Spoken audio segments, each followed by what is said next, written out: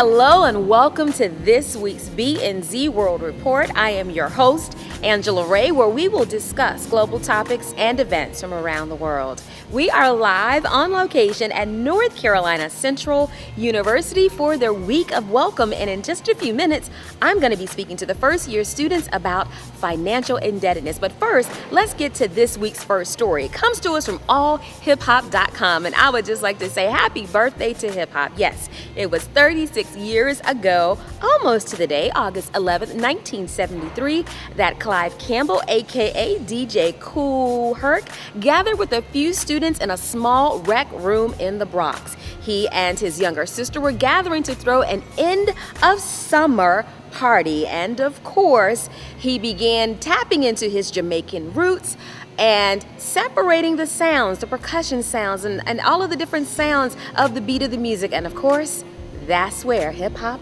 was born. About 40% of American families spend more money than they earn, which means obviously they're not staying on budget. And if you're spending more money than you earn, you're definitely in debt. Our next story comes to us from blackamericaweb.com, and Jeff Johnson asked the questions to parents: do you have all A's? Well, students across the nation will be heading back to college and to school in just a few weeks. And Jeff Johnson wants parents to have all A's. What are those A's? Well, the first one is aspire. Aspire to dream big for your students. What are those remaining A's? They include abolishing negative thinking, seeing above the garbage, having abundance and giving all that you have to your students, adapting to everything because things may not go as well as planned this year. And the final A, admit. Admit what you don't know. And again, this story comes to us from blackamericaweb.com. That's how you budget for a specific item, but in college you may not have some of those big ticket specific items that you're looking to buy, but you may want to create an overall budget. Just think of it as an itemized plan of what you think you might spend on your expenses and what you... Our next story comes to us from blackdoctor.org, and the story asks the questions: are supplements a danger to your health? Well, many of us, like me, travel a lot, we're busy, we have hectic lifestyles, and of course it's hard to eat a balanced, healthy diet. So many of us turn to supplements to make up the gap for what we're not eating in our food. Last year alone, there was $26.7 billion spent in supplements, but many ingredients in supplements are leading to adverse health conditions. What are some of those ingredients? Well, I found one that was very interesting was Yohimbe. Yeah, I had a personal trainer a few years ago who recommended that I take Yohimbe, but taking Yohimbe actually is linked to having low blood pressure, heart problems, and even death. Now, if you would like the complete list of all of those ingredients that may be causing some adverse health effects, again, this story comes to us from blackdoctor.org.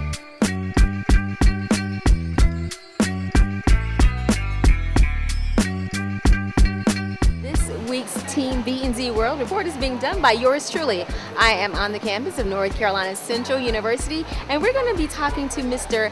Josh Webster. Josh, tell us what you have going on with this HBCU card. I am the National Executive Director of the HBCU Card, and I am bringing the HBCU Card to North Carolina Central University. Just to show you what the HBCU Card looks like, we have our very own, the first HBCU Card.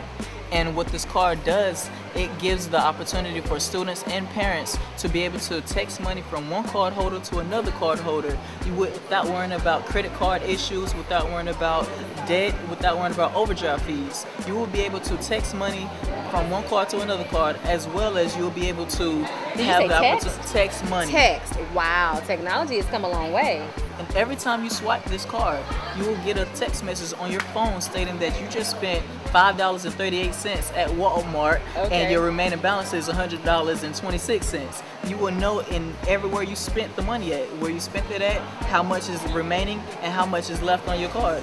All right, Josh, so you know I have to ask you a question. We are funny about our money, so why should parents and students, get the HBCU card? How is it legit? This card was established first by our first card, the Black History Card. The Black History Card was our first card. Over the time, we students decided to have our very own HBCU card. We came together, decided to say, look, This is an opportunity for college students to save money. It's also a paid internship that's available for students that they will be able to go on campus and, promote this HBCU card and get paid right on their debit card. Wow, that sounds like good. How do I sign up? Okay, tell me about the website again. www.hbcucard.com.